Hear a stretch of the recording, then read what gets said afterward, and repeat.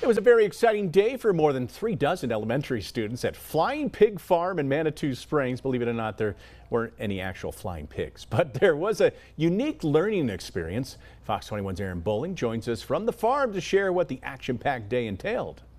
Students here got to hang up their backpacks and learn new kinds of lessons that all involve getting your hands dirty.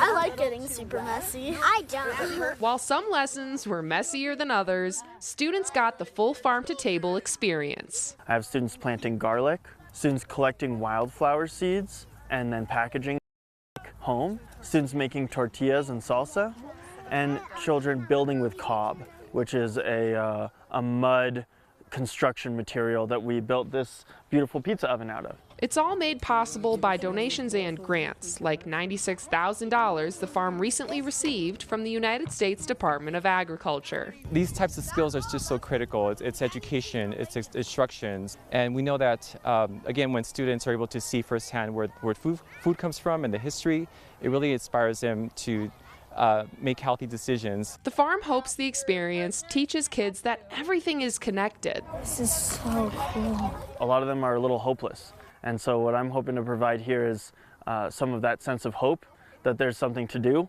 and that if we show up and take care of our place, then the place will take care of us. From the dirt you stand on to the dried plants that create new ones, they say land is everywhere, making farming and the food you eat more accessible than you might think.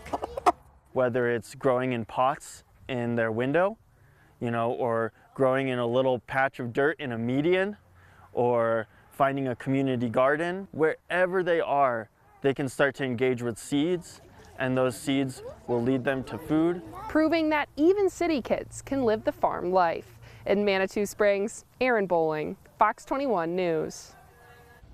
Now, Flying Pig has a farm-to-table brunch fundraiser on November 3rd, complete with Palisade Peach mimosas. We have more information to RSVP on fox21news.com.